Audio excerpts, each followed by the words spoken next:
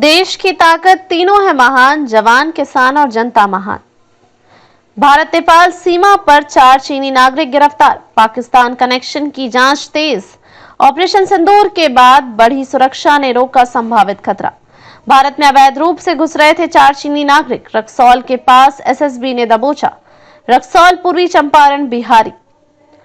तारीख मई 2025। भारत नेपाल सीमा पर बढ़ी सुरक्षा सतर्कता के बीच सुरक्षा बलों ने एक बड़ी घुसपैठ को नाकाम कर दिया है। सशस्त्र सीमा बल एसएसबी और बिहार पुलिस की संयुक्त कार्रवाई में 4 चीनी नागरिकों को गिरफ्तार किया गया है, जो बिना वैध वीजा के भारत में प्रवेश कर चुके थे और नेपाल के रास्ते बाहर निकलने के फिराक में थे। यह गिरफ्तारी ऑपरेशन सिंदूर के बाद की गई, जो जम्मू कश्मीर के पहलगाम हमले के जवाब में भारत द्वारा किए गए एयर स्ट्राइक के बाद शुरू हुआ था। गिरफ्तारी का विवरण। गिरफ्तार चीनी नागरिकों की पहचान इस प्रकार की गई है। पहला ही क्यू हैंसन, उम्र 50 वर्ष।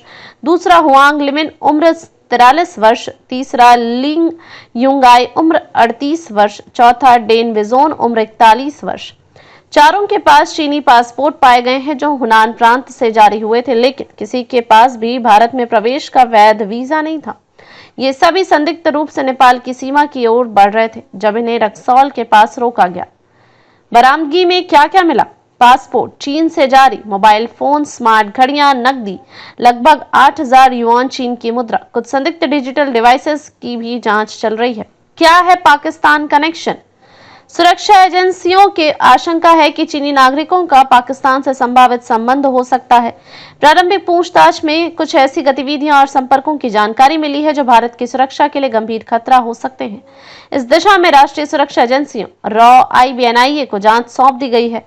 सीमा पर बढ़ी सुरक्षा, ऑपरेशन सिंदूर का असर। पिछले महीने कश्मीर के पहलगाम में हुए आतंकवादी हमले के बाद भारत ने सीमा क्षेत्रों में सुरक्षा बढ़ा दी है।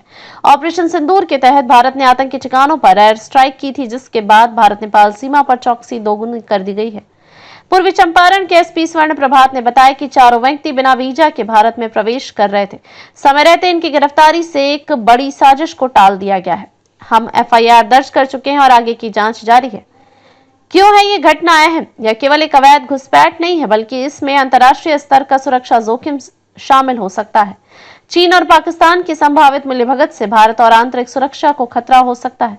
इस घटना ने एक बार फिर भारत नेपाल सीमा की नरम सुरक्षा व्यवस्था पर सवाल खड़े कर दिए हैं। अब आगे क्या? सभी आरोपियों को न्यायिक हिरासत में भेजा गया है। विदेश मंत्रालय और गृह मंत्रालय दोनों को इस मामले की जानकारी दी गई है। इंटरपोल और चीनी दूतावास से भी संपर्क किया जा सकता है, यदि अंतर्राष्ट्रीय नियमों के तहत जांच आगे बढ़े। निष्कर्ष, यह घटना भारत के लिए सिर्फ एक सुरक्षा चेतावनी नहीं, बल्कि आने वाले समय में संभावित साइबर आतंकी या खुफिया मामलों की आहट भी हो सकती है। जरूरत है सतर्कता बढ़ाने और अंतर्राष्ट्रीय रणनीतिक नीतियों को मजबूत करने की। अधिक अपडेट के लिए लाइक, शेयर और सब्सक्राइब करना न भूलें।